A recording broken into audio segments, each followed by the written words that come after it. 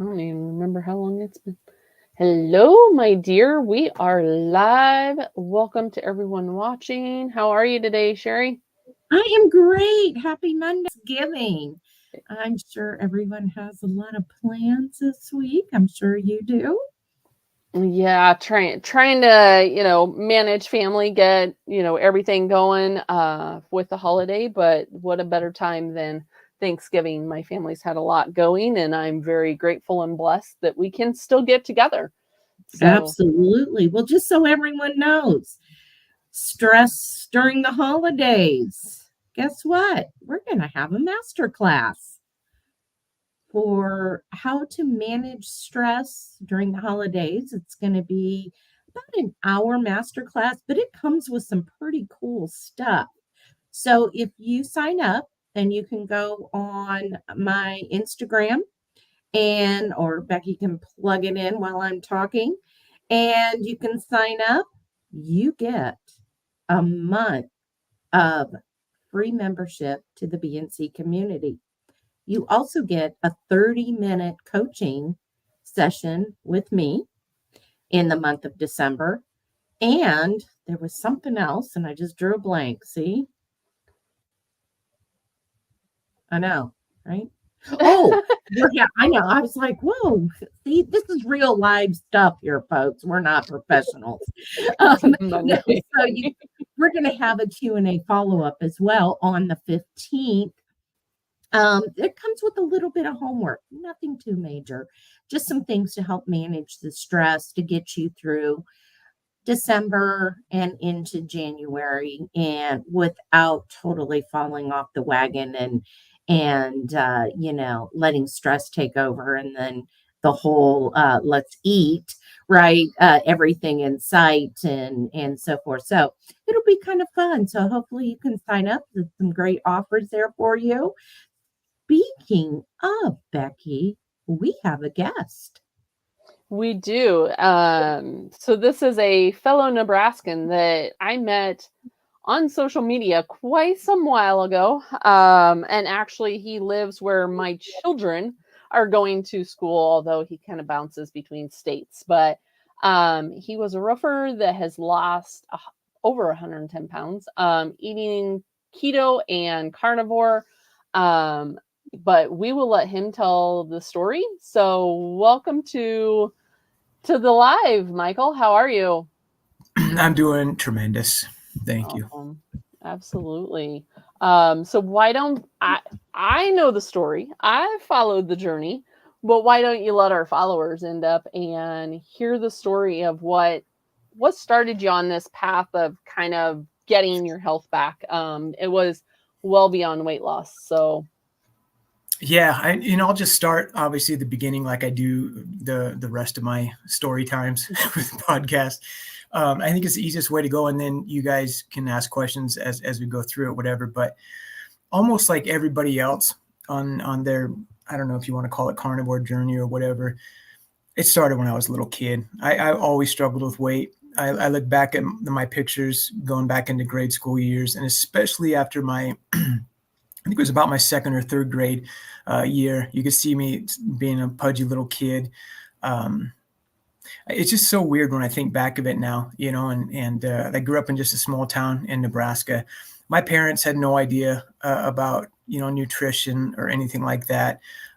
We ate the typical Midwest diet, the meat and potatoes, except I ate way more of the potatoes than I should have. I was eating a lot of carbs. But I started getting bullied when I was in 7th and 8th grade. It got to be pretty bad when I was in high school, and I just kind of just became a shell of myself. And freshman year or whatever, it just got really bad. And I remember just being depressed coming home from school, not being involved in any activities or whatever. I'd actually just come home and go to bed and I'd wake up, eat dinner, and go back to school the next day. And it just got really bad. And the bullying just got worse or whatever. And of course, I didn't know this. Obviously, I didn't even know this until probably about 3 years ago, that I was an emotional eater, that I was a food addict, all those things as well. That's what's even weird, how all of this stuff came full circle. But I used food to handle my emotions. If I was stressed, I ate. If I was happy, I ate. It didn't matter. I was eating all the time. And I just kept getting bigger and bigger. I finally, actually, right towards the end of my freshman year, after 3 or 4 years of getting bullied, I actually stood up to one of the kids that became my best friend in high school. And once I stood up to him, and I basically, I won't tell what I did or whatever because it was violent. But once I stood up to him and everything, he backed off, and I realized, holy smokes, that was kind of empowering. I pretty much have control of this. I don't need to be bullied anymore. So I became the funny fat kid, right? So now I'm the kid that becomes a funny fat guy, very outgoing.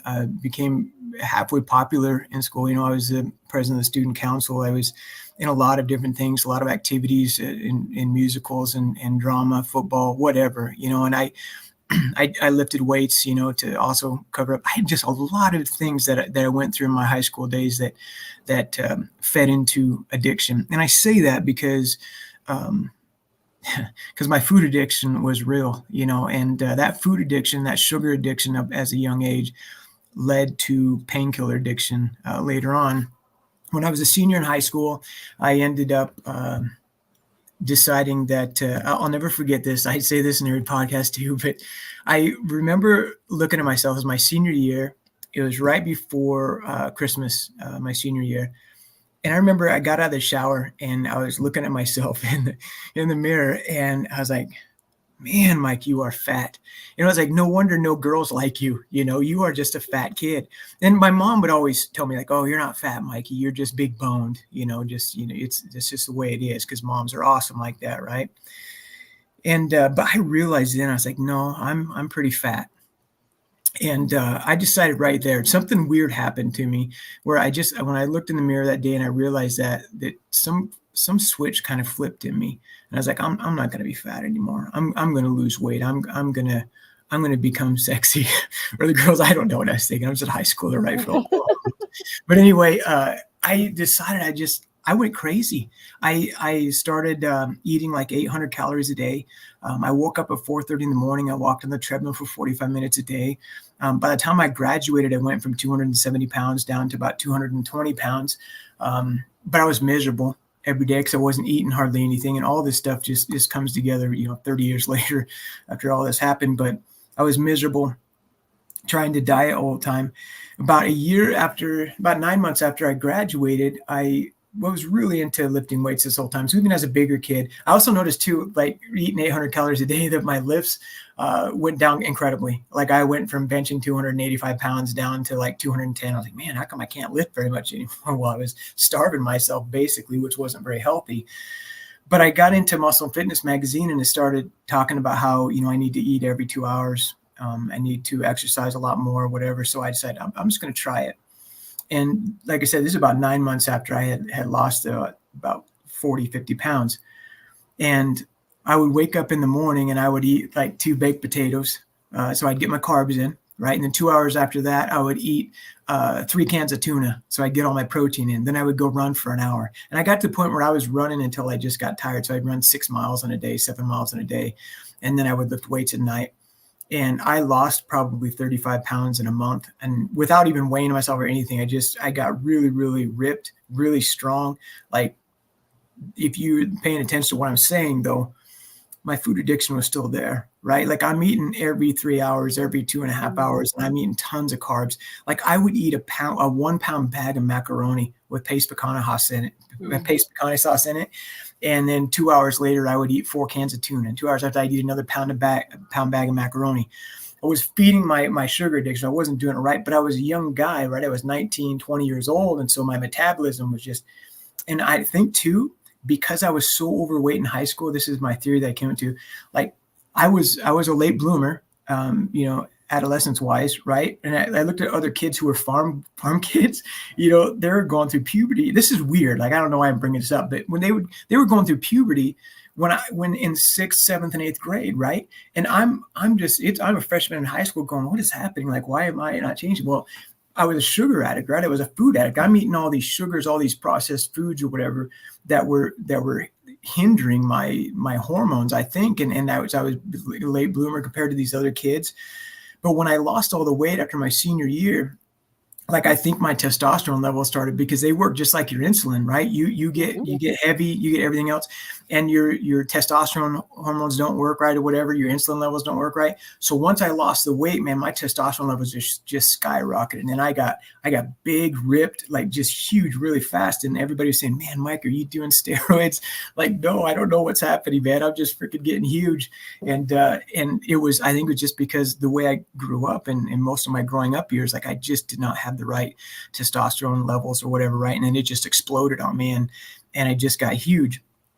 Well, I ended up finding my wife, and we got married. This is probably about 3 or 4 years after high school, and I had kept the weight off for a long time.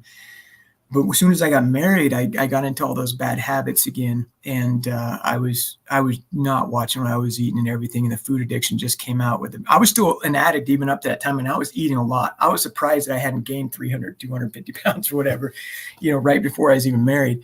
But it caught up with me, like it catches up with everybody, and I started just gaining weight like crazy, and I ended up shooting up to just about over 300 pounds. But that wasn't the worst part.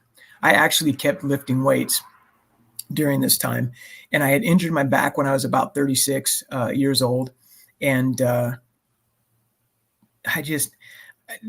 always injured my back before, like lifting weights, but this time it never went away. Like every day I couldn't sleep at night. I couldn't do anything. And it got to be so bad that I finally went to the doctor, and I said, you have to do something. You have to help me, because I can't sleep at night. The pain is too bad. The pain's not going away. It's been this way for 6 months.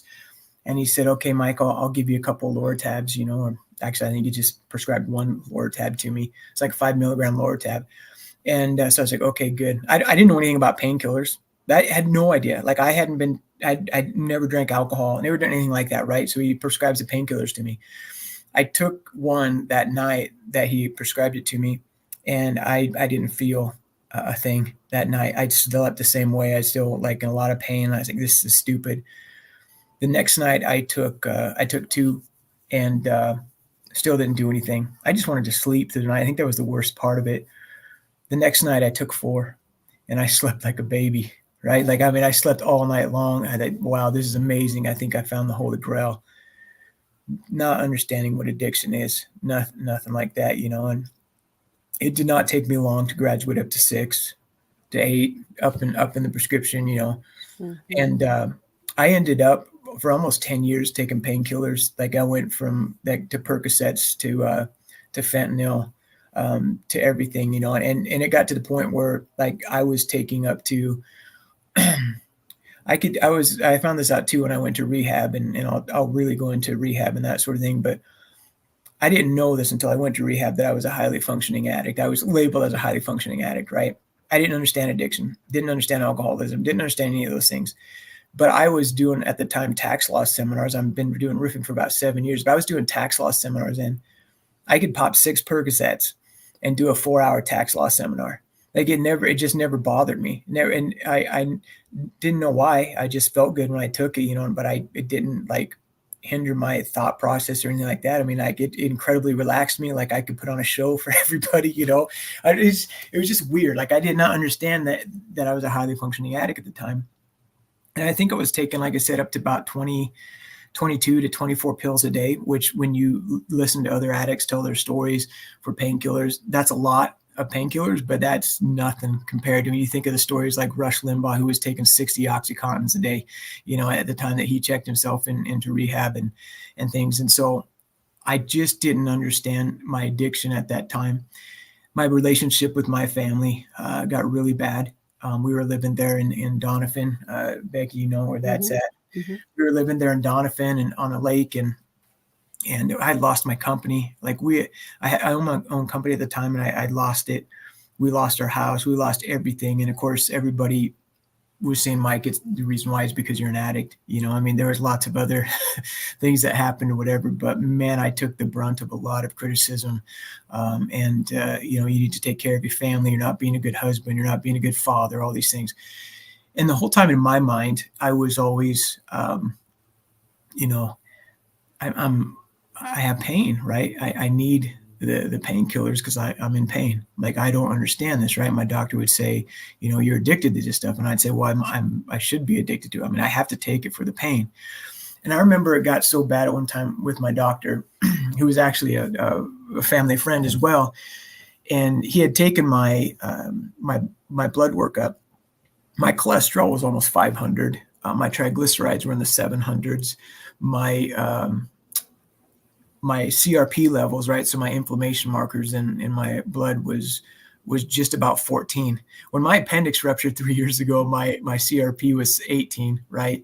And when I went into the emergency room, so mine was at 13, 14 without doing a stinking thing. That's how badly inflamed my body was. And the doctor told me, he says, Mike, this is back in 2012, I think. He said, if you don't change what you're doing, if you don't lose weight, if you don't take care of yourself, you are going to die from a heart attack. Your inflammation markers are out of sight. Your triglycerides are so high, you are a ticking time bomb. Like, your heart is just going to stop one of these days. He said, you're 36 years old or 37 years old. You need to take care of yourself. And what's really crazy, I was just talking about this the other night. If he would have said to me back in 2012, I've got a new way for you to eat, where all of this inflammation will go away. You won't have to take painkillers anymore. You won't have to take 20 ibuprofen a day. You'll feel amazing. I still would have thought he was probably crazy, but I would have looked at it. That's how bad the pain was that I was in. And he would just say, your inflammation is just off the charts. And I'd say, well, of course it is. That's why I come see you, because my body hurts all the time. My shoulders hurt, my joints hurt, and in my shoulders and my knees, and my back is just killing me. I remember one time going in to get that selective nerve block, actually there in Grand Island. And the doctor actually was feeling on my back. So I had my, the hospital gown on. And he's running his fingers up my back, and it's like, does it hurt here? Does it hurt here? Does it hurt here? And he touched a spot on my back that hurt so bad. And it wasn't just pain from like the back pain, right? Something was wrong. Like, it was just swollen so huge because of inflammation and I'm assuming the water retention. When he pushed on it, it hurt so bad. I jumped off of the bed and I landed on the floor on my knees. And I was like, what the heck was that? And he's like, I don't know. He said, he goes, did that hurt? Like, what do you think it hurt? I freaking fell off the bed, man. And so I get up and I go back and I'm just touching it. I'm like, what the heck? I've never noticed on the outside, of just touching it that it hurt that bad, because I would wear loose pants and things like that because it did hurt. But I just didn't realize it was, I don't know what you want to call it, like that outside. Yeah, it was weird. And so I was doing everything, man, seeing the pain clinic or going to the pain clinic, getting the selective nerve blocks, getting cortisol shots constantly, everything that I could to stop the pain. And that went on for years. And like I said, if you would have told me then, that you could eat zero carb carnivore and you're going to feel amazing and life is going to change for you, I would have thought he was nuts. But I was so desperate to find relief. And that's actually what really led me to carnivore, is in 2014. So I started taking the painkillers in 2006. And it was about 2014. And my wife basically kicked me out of the house. She wouldn't let me back in. She's like, you're going to rehab. That's all there is to it, and I was like, fine, whatever. I went to rehab out of spite. I went because I was so tired of everybody telling me that I needed to go to rehab. I didn't go because they love bombed me. I didn't go because they had this big intervention or whatever. I was just so tired of their complaining. I just was tired of it. I'm like, fine, I'll go to rehab. This is what's crazy though. Like, and I think this is where people, you always hit rock bottom, right? And even with food addiction and sugar addiction, you still hit rock bottom. You still have to hit that rock bottom in order to get to that place where, like, I'm changing everything in my life. I'm not going to live this way anymore. And in this case, it was because I was just spiteful to my family. I was like, I'm so sick and tired of you guys nagging me all the time. I'll go to rehab, fine. But this is what was crazy. Even when I was in rehab, like, I remember asking the counselor, the psychologist, the counselor, the doctors, the medical doctors, I would say, look, I've been taking pain medication because I hurt all the time. And I've been taking it for 8 years. Like, this is great. My family's going to love that I'm off of painkillers, but what the heck am I going to do for the pain when I get out of here? And I remember they even suggested doing hypnosis, right? Like, have you tried meditation? Have you tried hypnosis? It just, you just want to punch somebody in the face, when they say that stuff. Like, dude, I know the mind over matter stuff, but come on, man. Like, I'm dealt with this pain for 8 years. You're telling me all I have to do is just tell my brain it's not there. Like, this is weird. And so they were like, I don't know, Mike, you're going to have to figure that out. I was so angry at the world after that, right? I got out of rehab, but again, out of that spite, like, I'm not going to have another painkiller. I'm just not going to do it because I don't want my family to win. And I'm very stubborn anyway. And so, like, I just kept living in misery. And that, it was 3 years. So it was 2014 to 2017, 2018, right around there, that I was right back to where I was before I started taking the painkillers, which was, I go to sleep at 7:00. I would take 8 Benadryl at night. You're talking about addiction, right? Like, even the Benadryl, I would take 8 Benadryl at night to go to sleep so I could sleep through the pain. Like, I needed something to knock me out so much so that I wouldn't wake up at 2:00, 3:00, 4:00 and just roll around in my bed because I was in pain all the time. And so I would take 8 Benadryl. I would take 20, 25 ibuprofen a day. And my wife would get mad at me. She'd be like, Mike, you can't, I've read all these bad things about you taking ibuprofen. It's going to ruin your stomach and everything. And I would get mad. And I would say, like, you can't have this both ways. You wanted me off the painkillers, right? You wanted me off the painkillers, and now I need something for the pain. Like, you won, you got what you wanted. Now let me figure this out. It was a huge rift that was growing between us. And the depression got worse. I can't, and anybody, I don't know if either one of you both have, like, literally just dealt with that depression, that darkness, that enveloping despair that you're just like, I don't freaking want to live on this planet for another 80 or 50 years. If I'm going to live like this the next 50 years, I don't want it. Right. So I'm making deals with God. I didn't want to kill myself. That was never a thought process, but I was making deals with God. I'm like, look, I don't want to live on this earth for another 50 years living like this. This sucks. I hate it. You can take me anytime if you want. And I can't even fathom that thought right now. Like, that just is so far. Like, I remember thinking it, but I don't remember the feeling of it. And but I was okay with dying. That's how bad I was with this. And coming home at work at 7:00, and I would go right to sleep. I would wake back up in the morning at 7:00, jump in the shower, get my clothes on, and go right back to work. I hated existing. And so it finally got to the point where my pain was so bad, my joint pain, my shoulders, my knees, on my back, I would lay on the floor at work and everything. And I just realized, and I was 302 pounds, 303 pounds at this time. I was laying there and I kind of hit the rock bottom again, right, with losing weight. And I was like, all right, this is just stupid. I have a feeling that if I lose weight, that I'll feel better. My joints will feel better. My back won't hurt anymore. And so I decided I needed to go on a diet. I need to get serious about a diet, which I've done many times before. Yo-yo dieting, I've done everything. I've done Atkins, Nutrisystem, like all of them. Even when I was in junior high, my dad had me do Herbalife. That lasted about 3 days, and they couldn't gag down all those pills. But I have been trying all kinds of diets for years, and I started a vegan diet. That was my first diet I started on. I had a friend that was vegan, told me, this is the way to go, Mike. You're going to heal your body. It's going to be great. It's, like all the stuff they tell you about when you're going vegan. And so I tried it. After about 2 months of doing it, and I was strict, my pain was worse. Like I couldn't sleep at all. Like the depression was worse. The anxiety was worse. I was bloated all the time. I just felt gross. I was like, something's wrong. I can't do this anymore. I feel worse than I did when I started 3 months ago.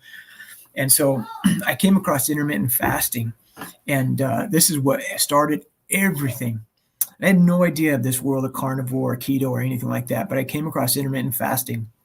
And I was like, I can eat in a window. If I can eat whatever I want, because I'm not a big dessert guy, but I love pizza, pasta, all the sandwiches, all that kind of stuff, right? So I was like, if I can eat within a window, I can do this. And so January of 2018, I decided that I'm going to start intermittent fasting. And when you're a food addict, right, when you're a sugar addict, the fasting doesn't seem like a big deal. Like, I'll fast for 18 hours and eat in 6 hours. But when you're a food addict or sugar addict, that is very difficult to do at first. And so I started doing that.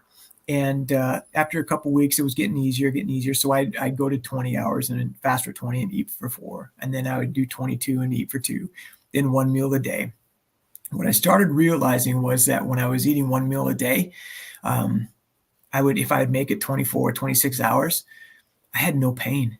Like I would sit there and I feel amazing, right? Well, people always talk about like, well, if I go for 48 hours, I just feel amazing, right? Like, but I wasn't connecting with what I ate. I was connecting with, oh, it's just fasting, right? I just feel great. I'm fasting. And then I would end up eating a pizza after my fast. And then 2 hours later, I'm laying on the couch in misery and just like, oh my gosh, why do I feel so horrible? Why does my back hurt again? And why, my anxiety is crazy. My depression is back, like all of it. It was just, and I went through that cycle probably about 7 or 8 times before I finally went, something's weird. Like I fasted, I think one time for 36 hours and I felt really good. And then I ate like 4 double Sonic cheeseburgers or something. And then I felt horrible again. And so I ended up, like just Googling, like, man, do certain foods cause inflammation in the body? And because I always thought, like when he told me that my inflammation markers were up, like I started connecting the dots, right? Like, well, if I'm not eating and I feel really good, like then my inflammation's down, but then I eat and I feel horrible and my body hurts, means my inflammation is going up somehow. Like what the heck is causing this, right? So that's when I started researching it and I came across the keto diet. And so I thought, well, people use keto too and control their inflammation in their bodies. Like I can do that, whatever. But I was still the old from the 90s, right? I graduated in 1990. I was still from the old school, like eat low carb, eat high carb, low fat, right? Which is, a lot of carbohydrates, 0 fat, because the fat's what kills you and all this stuff. So when I started doing keto in 2018, I was eating chicken breast, turkey breast, all that stuff, right? Because I couldn't eat a lot of fat. And not only that, but this is crazy too, as a sugar addict, right? I'm a food addict, I'm a sugar addict. So I'd make it 3 or 4 days. And then I could eat a piece of bread and stay in ketosis, right? I could eat 20 grams of carbs. And so I would eat a piece of bread, or I'd eat a low carb tortilla or something like that. And I would just go on a bender. Like I couldn't stop myself. I would binge eat like crazy for the whole weekend. And then all of a sudden I'm back on Monday. I'm like, this is crazy. I have to do my keto diet. I got to start it again. And that I just kept yo-yoing. And not only that, but it wasn't helping with my pain. And then like many other people, right, I'm just searching. I've got to lose this weight. I've got to lose 100 pounds. I got to lose 110 pounds. And I came across the Joe Rogan, Sean Baker podcast. And at the same time, because I also found, Michaela Peterson, Jordan Peterson, their podcast, all at the same time. And the basic Kelly Hogan, pushed her interview. I made my wife watch it. And I was like, this is crazy. You got to watch this. These people are really just eating nothing but meat. But I remember listening to Dr. Baker's podcast, and he's like, I eat nothing but ribeyes twice a day or whatever, and I feel amazing. I'm like, that's the craziest freaking thing I've ever heard in my life. The guy, especially after going vegan, right? The guy eats nothing but ribeyes, and he feels amazing. And so I ended up just saying I was so desperate to find the relief from the pain that I didn't care anymore. I just decided I have to do it. I have to try carnivore. And so I remember the date very well because it was the date of my granddaughter's birthday, my first granddaughter. September 24th, 2018 was the day I started carnivore, and it freaking changed my life, man. And I after 3 days, stopped taking 20 ibuprofen a day. That was how fast it was for me in my joint pain and my back pain. It went away that fast. And I don't know. I didn't lose any weight, talking about my weight loss journey. I still had no idea that I was a food addict at this time, sugar addict. I didn't know this. I didn't make this connection until 2 years into my carnivore journey that I was actually, oh my gosh, I overcame my food addiction by accident because I didn't want pain, and that's why I did carnivore. But I realized too, really quick, on carnivore, I meant to tell you that I didn't lose weight the first 6 months of doing carnivore. I ate, plus not only that, but that first 6 months of carnivore, I was an insane eater. Like I could not eat enough. Like when I started eating the fatty meat, like I was eating 5 to 6 pounds a day. I could not stop myself, but I gained like 4 pounds, I think, in that 6 months. but I had an insatiable appetite for the fat. I just kept eating. It was crazy. And I remember Kelly Hogan in her video, like saying, just let your body do its thing. It'll get all like even out, eventually. Almost exactly 6 months to the date that I started, my appetite decreased like almost in half, like to where I am today after 4.5 years, which is I basically eat 2.5 pounds of meat a day. And that keeps me satiated and everything. And then I also like started losing weight just consistently without even trying, like, because I was eating the 2.5 pounds of meat a day, and it just kept coming off or whatever. But the craziest thing to me is the mental aspect as well. Like 3 months into carnivore, I thought I was kind of crazy. I thought, man, you know what? I think this has got to be all in my head, because this is weird that I don't have any pain anymore. This is weird that I don't have depression, anxiety anymore. And so I tried a little experiment, and my daughter had some cranberry juice in the fridge, and I decided to drink a half a cup of the cranberry juice. And I always say this too in my podcast, because it still just weirds me out to this day. But the crazy thing is that even after 1 hour drinking that, like I had not drank anything with sugar in it, ate anything with sugar in it for 3 months by this time. An hour after drinking that cranberry juice, I didn't feel a thing. And so I actually was like, well, I must be just full of it. Like it must all be in my head. I didn't feel any difference, didn't feel any anxiety, depression or anything.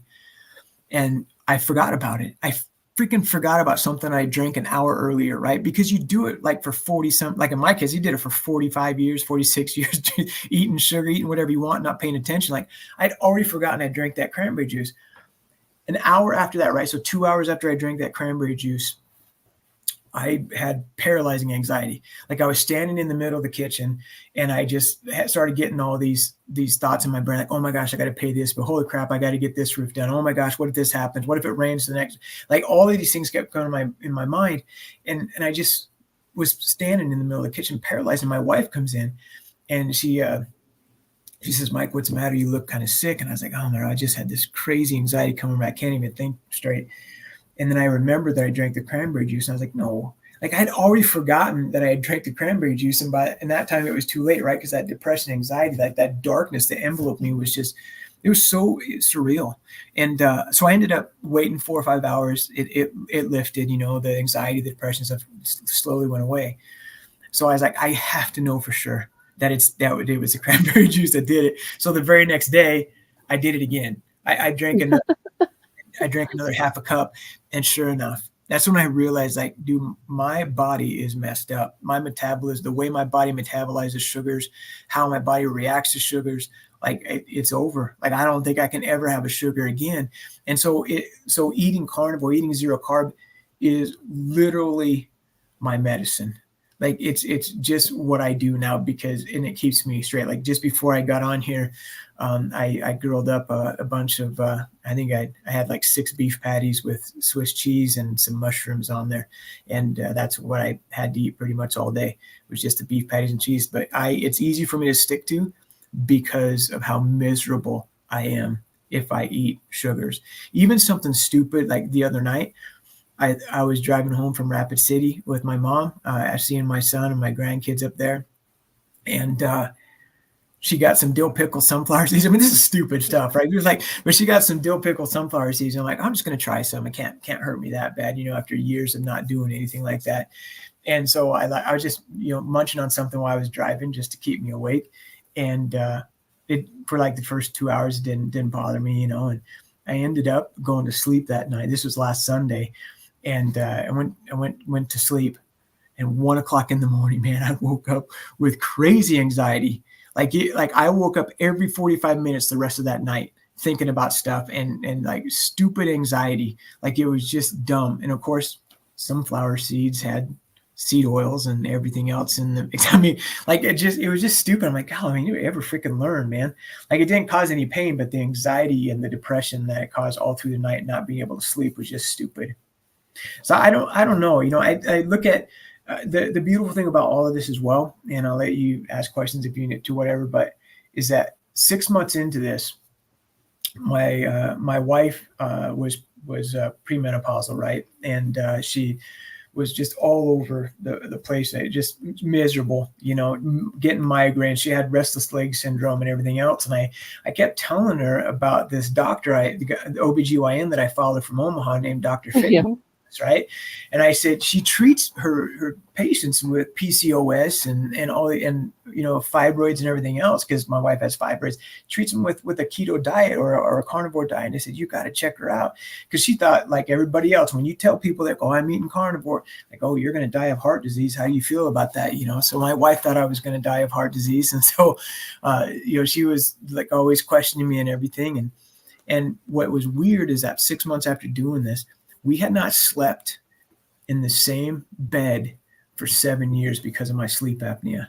And it was undiagnosed sleep apnea, right? But it was so bad and so loud that my wife didn't want me sleeping in the same room as her, in the same bed.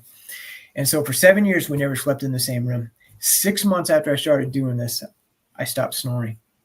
Right. So it wasn't before I lost the weight. Like I just stopped snoring because of what I was eating. And so that kind of, I think, probably helped her the most when she's like, okay, I'll look into this a little bit more. She does carnivore with me. She has done it since that 6 month mark. She's done it with me. Her restless leg syndrome is gone. She used to get paralyzing migraines too. She doesn't get the migraines anymore.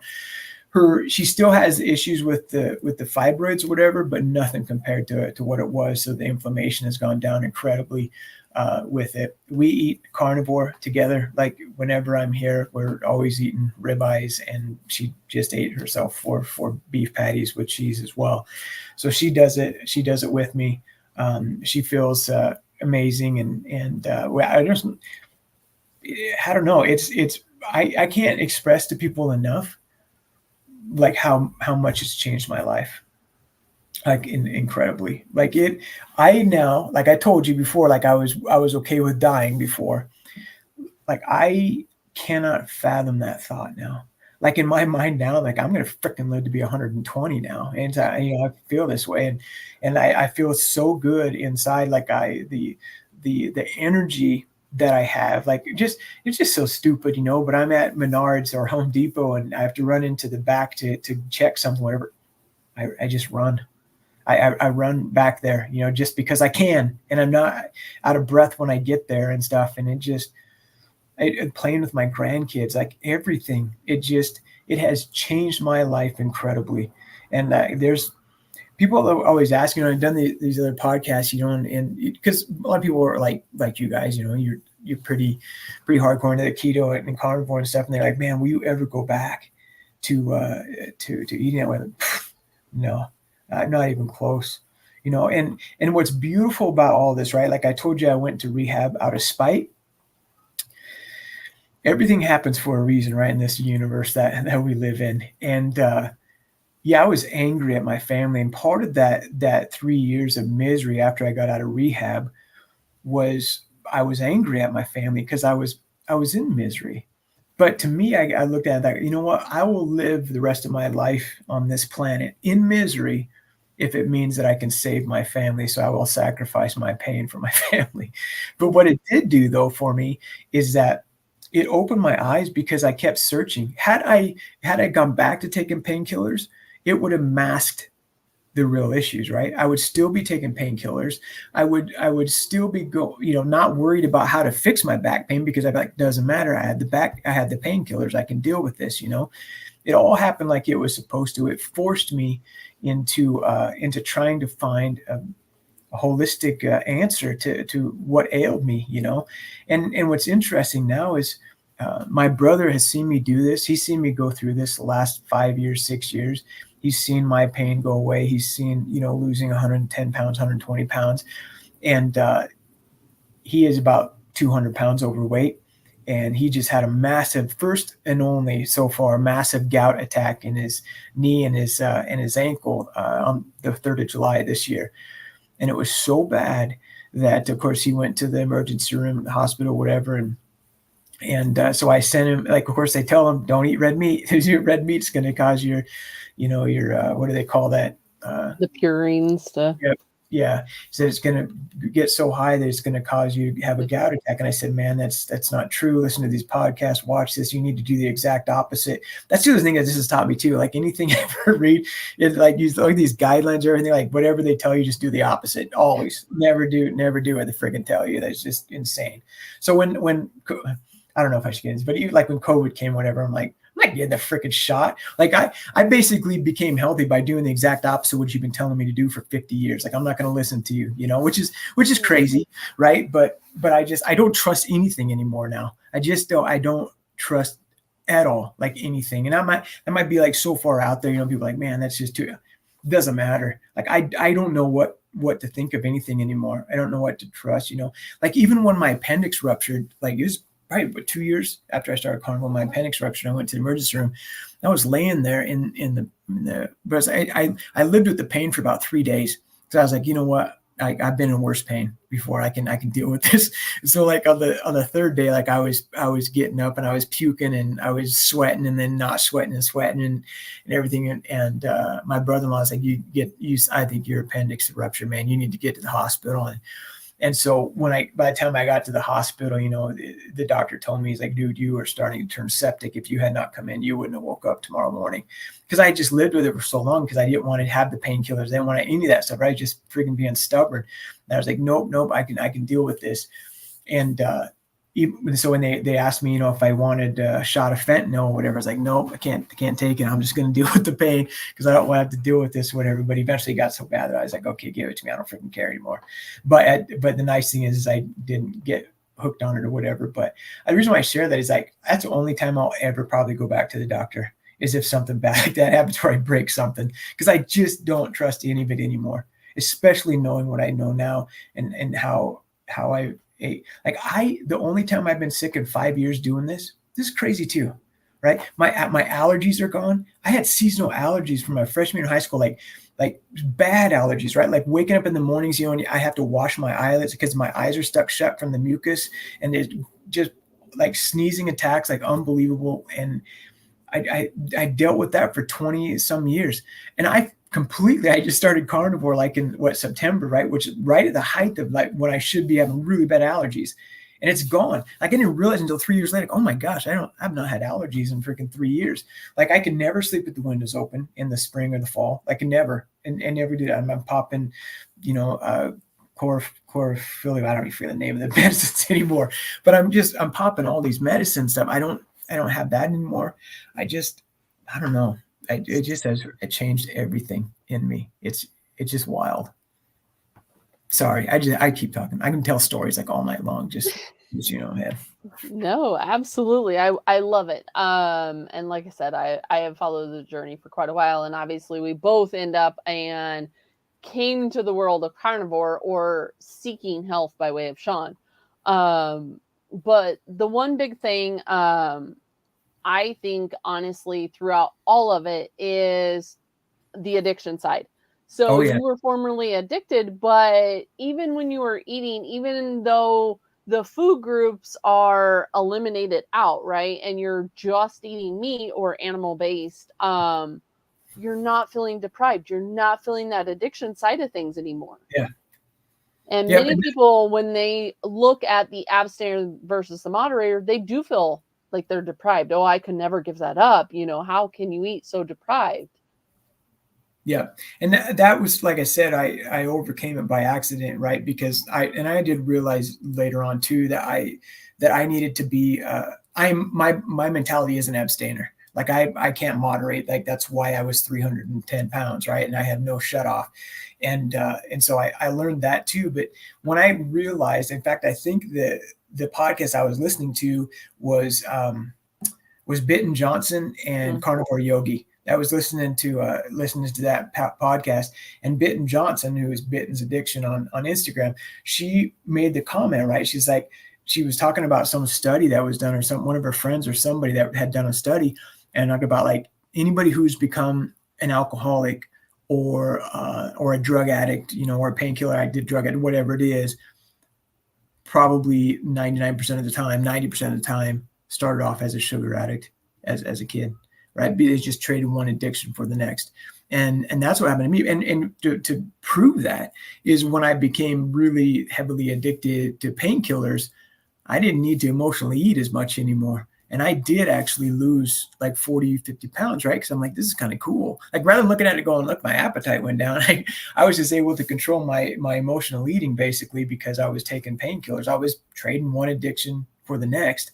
And that was really tough to come to that realization was like, I see tendencies in me now, you know, if I start learning something just like carnivore, right? Like that addiction, that addictive personality, like I become obsessed. Like I have to know everything about it, right? So, you know, like I'm listening to hours and hours of podcasts and reading hours and hours of literature on carnivore or zero carb or like any kind of studies like the paleo medicine and like it doesn't matter, like anything that has to do with eating zero carb. But the biggest thing is that addiction, realizing that I'm an addict. And the only way that I can ever beat this, because I will always be an addict, it's never going to get out of my brain. It never is. Like my personality, my addictive personality is always going to be there. And I always have to be cognizant of that, right? Because at any day I could wake up tomorrow and I start taking painkillers and now I'm down that road again. And, or in my case too, I know I'm an addict eating that sugar, right? And you probably all know this, right? That saying in Alcoholics Anonymous, right? Like one is too many and 1,000 is not enough.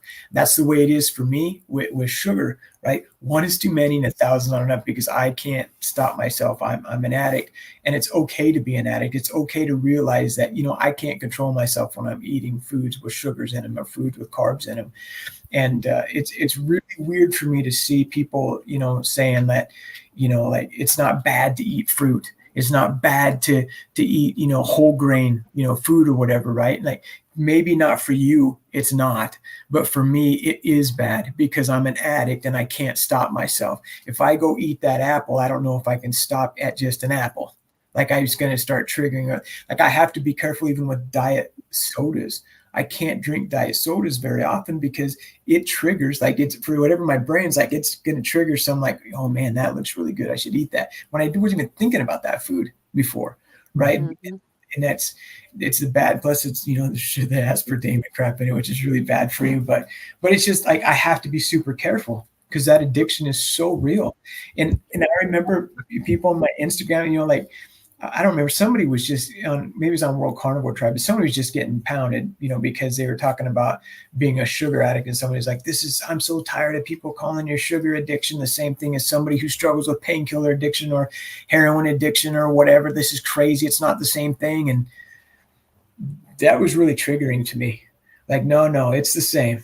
It is exactly the same. And I can say that because I have been both. I'm a painkiller addict and a sugar addict, whatever. But that addiction is so real. And the addiction is real. And that's why, you know, within our community that we've created, the BNC community, we have, and I see she's in the chat too, we have a full meeting dedicated to mental health and addiction because it is that powerful. And like you said, there's 3 of us on here, and I can guarantee we all 3 eat differently. And that is the difference in the moderator versus the abstainer. And you brought up carnivore yogi, Sarah Kleiner. I do more of like the quantum work with her. You know, I do more of like circadian eating. So there's times in the year, I mean, you know as well as I do, Nebraska right now, we're not growing a damn thing in our gardens, right? So that's how I kind of base what I eat. Now, Sherry, she's still healing. She's got things that, you know, she's doing. She's got to be more strict with what she's doing. Yeah. I think a lot, you know, like I made the comment about, you know, being careful with the sugars and stuff like that. I wonder, like, I don't do it either because of the pain, right? So because of the effect that it has on my inflammation in my body. But I often wonder, like, could I eat a, you know, an apple or something or some type of fruit or something and not binge or not, you know, fall into that trap of beginners. Like, I often wonder that, but I don't know. I got it. This eating carnivore and knocking out the sugars actually did help me a lot. I remember the first 6 months that I was doing this, And I started actually with the intermittent fasting. Like I had to train myself, right? Like how many of us have grown up, you walk right in the house, you go right to the pantry or you go right to the fridge and look for something to eat. Man, that's what I did. And so when I started doing this in intermittent fasting, like it took me 6 freaking months to break the habit. Like I'd walk right in the door, and because I did it for 40 years, just walk right in where, I mean, I probably did it when I was a little kid, like you go home from school, like looking for that treat, looking for something, that mom made. I'd go into the pantry and look for something to eat. And I would go and I'd open it up. I'm like, golly, what the heck? And I'd shut the door again. I think I got to break this habit. It seriously took me 6 months to break that habit of going right to the pantry or right to the fridge to look for something to eat. And now I had to be totally cognizant, right? That breaking that pattern, that addictive pattern that I had, that was one thing. The idea of like, and I still have this issue, right? If things get super stressful, if I get super emotional, right? My first thought is, I need to eat something, right? That's so I'm constantly in my brain, like, no, am I eating because I'm stressed? Am I eating because I feel really good? Like, why am I hungry right now? Like, I shouldn't be hungry because I just ate 2.5 pounds of ribeye like 2 hours ago. This is weird, so that it actually helped me to control those thoughts. I just think the sugars didn't hijack my brain anymore, so it helped me control that emotional eating and things like that. It was awesome. So let me ask you this question. What do you guys, you and your wife, do for the holidays? As we were just talking about that, as you're cooking though, I was just at the Sprouts here in Phoenix, and they actually had a big prime rib roast for $12.99 a pound, which is actually a pretty good deal nowadays. It's not compared to 5 years ago when I started eating like at $6 a pound. It kind of sucks, but it's $12.99 a pound. So we are going to make a prime rib roast, and she is going to make a carnivore cheesecake. So I don't know what all goes into that. There's probably going to be some sweetener in it, but we don't do that all the time. But she's going to make a carnivore cheesecake, and that's pretty much going to be our Thanksgiving. And that's been that way for this will be our 6th Thanksgiving actually, eating carnivore. And at first it was weird, right? Because you go to families' houses, you go to family dinners or whatever, and it didn't really bother me because I like being weird. And so when people were like, what are you eating? I'm like, well, I'm just going to eat this ribeye. I brought my own ribeye. I'm going to grill it up and eat it. It was fun to see everybody's reaction. So it didn't really bother me, because I always see people post, work carnivore, like, what do you guys do? It's like what you asked there, Sherry. Like, what do you guys do for, when you bring your own meat to Thanksgiving? That's weird. Like, no, man, it's actually kind of funny. Right. But when I explain to people, like, everybody now knows, because everybody on both sides of my families, they both know of the painkiller addiction. They both know that the reason why I eat this way is because of what sugars do to inflammation in my body. And so it's not a big issue. With my wife, like her testimony of it, and she hates doing podcasts or whatever, so I just share her stuff. But she with her fibroids got better, her migraines went away, her restless leg syndrome. I'd wake up in the middle of the night, and she'd be all curled up in a ball trying to put pressure on her legs because she just wanted to get up and run, right? So she's trying to squeeze her legs together, rolled up in a ball, so that she could just go to sleep, and like she doesn't have to worry about that anymore.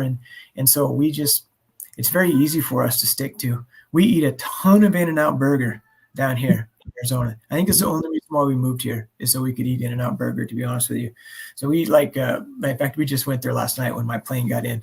But I usually get the Flying Dutchman there. Mm-hmm. And I usually get like eight Flying Dutchmen at a time. So that's 16 beef patties with cheese. It's kind of fun to see their reactions when you order that. How many forks do you need, sir? Maybe just one. Yeah.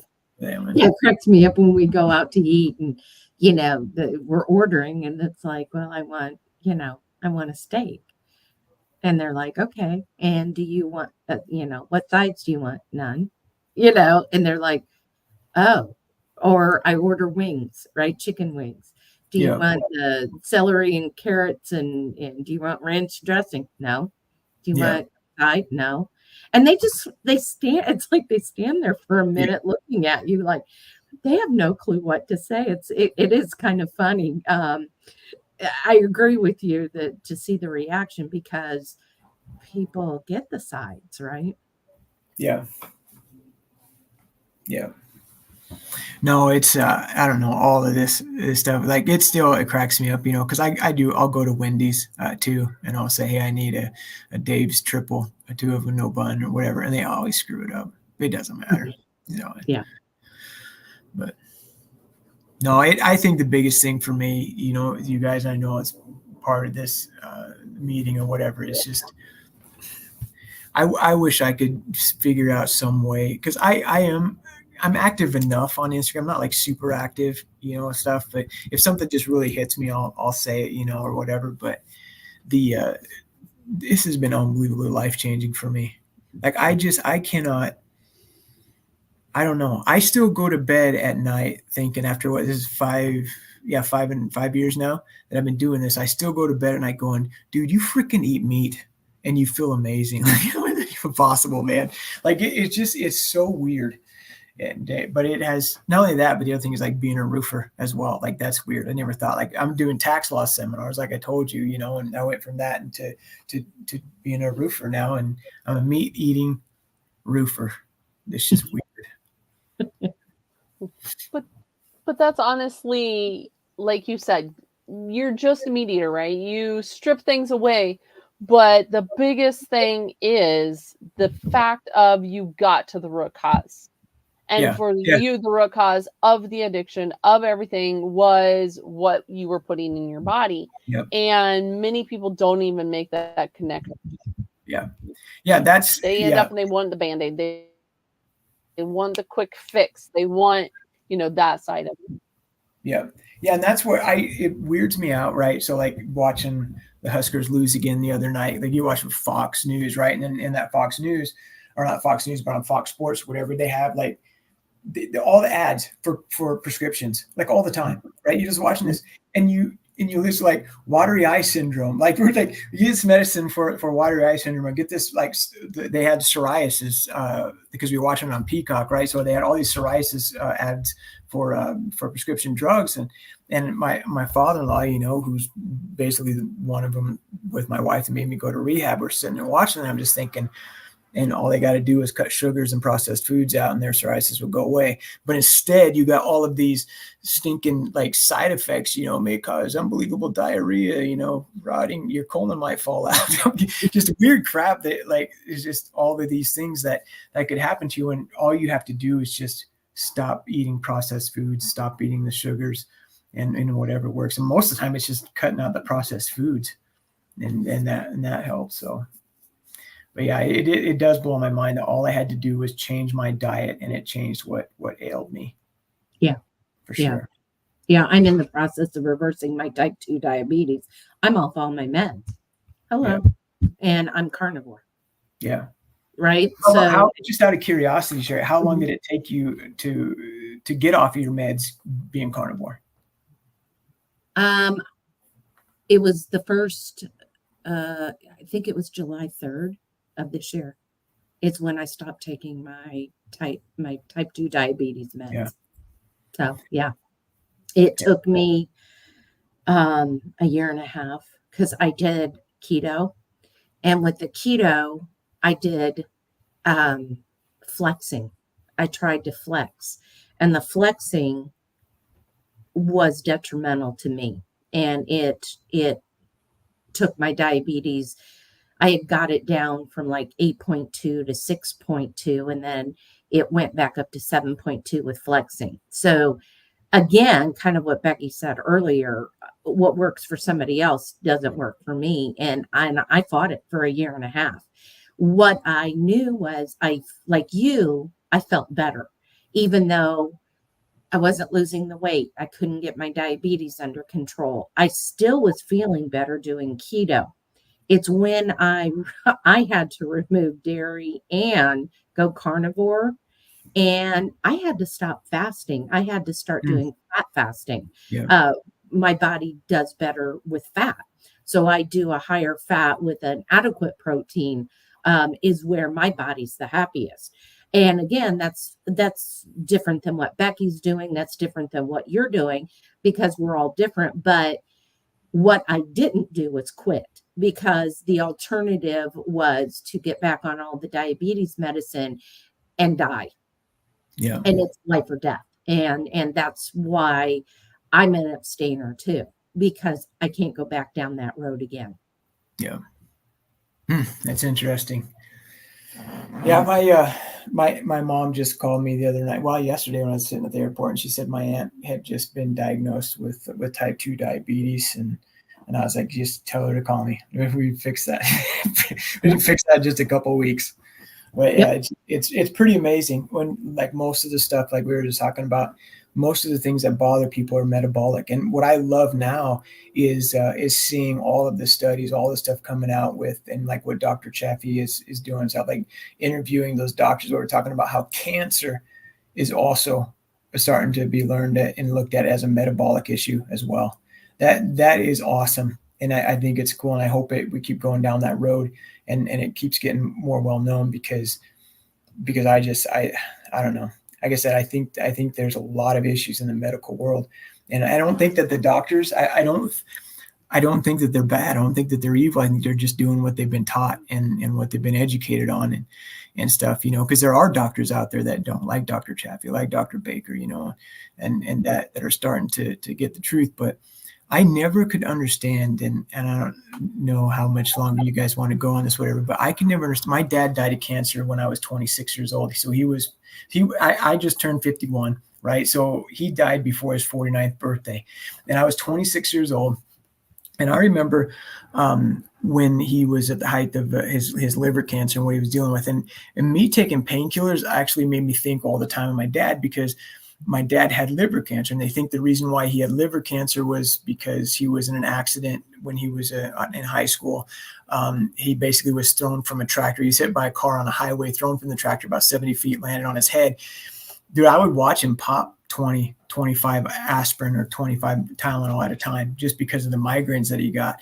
So they think that actually, quite possibly, the acetaminophen in the Tylenol, whatever, caused the liver cancer. But I watched him just become just a piece of frail flesh, and I remember, first of all, thinking to myself when he was, about 49 years old and he was dying, and I'm 26, and I said, man, he lived a good life. He lived a good life. Then when I turned 40 years old, I was like, holy crap, he lived a horrible life. That sucks. It's like 8 years from now. So my mortality basically was at 48 years old, like this, I've got to make it to at least 48. And I used to always pop in all those pain pills all the time. I used to always think, dude, you're going to get cancer just like your dad. But this is the thing that blew me away. So my dad, even back in the mid 90s or whatever, was getting those glucose tests, right, where they put the glucose into the blood, and then you go get in a scan, and then of course it would light up the cancer or the tumors or whatever. And the thing that blew me away at that time was, like, I'd always question, like, why do they shoot glucose? And that doesn't make any sense, right? I mean, you look at the logic of this, it blows me away. So you light up the cancer tumors with the glucose. They're glowing, right? Because in the scan, I'm like, why are they glowing? It's because they're freaking living off of the glucose. Like that like, even in 1990, I was like, that doesn't make any sense. Like, are they eating it? I was asking all these questions in my mind, like, why would they light up? Like, doesn't make any sense. Well, now, like, if you look at as cancer being known as like a metabolic issue, like, obviously not every cancer would be, because there's cancers that you can get that don't feed off of sugar or whatever, but still, like, it just, that, like, all of that stuff just coming back full circle, and just going, oh my gosh, man, like, we have been completely lied to. My father-in-law takes cholesterol medication, right? He's 75, 76 years old, and his cholesterol is like freaking like 79. But my brother-in-law, so his son is a chiropractor there in Grand Island, and he's always telling, like, Dad, you got to get off the cholesterol medication. This is horrible for you. You need higher cholesterol levels. Read up on dementia and Alzheimer's, and like how low their cholesterol levels are. Like, you need cholesterol in your brain. But he's so scared because the medical establishment has scared him to be taking these cholesterol medications, and he had heart surgery and everything else. It's just sad. You watch it happen, because you just watch him just become I don't know. You listen to that Dr. Shaffi thing with I'm sorry, I just keep talking, but the dementia thing, the place down here, I want to connect with that guy down here in Phoenix, right? Because he has those assisted living homes, Yep. and he actually treats them with keto diets and carnivore diets, and they're freaking going home. That is crazy. Like, it just, like, you're coming, they pass, they fail those cognitive tests, and then they start taking it, they start eating carnivore, and all of a sudden they're passing it, and they're like, oh, you can go home. You don't need to live here in the assisted living place anymore. That is just wild. And I hope that continues to just be sought after, like that kind of knowledge, that kind of inspiration. And I think it will. I think this bubble has got to burst. It has to.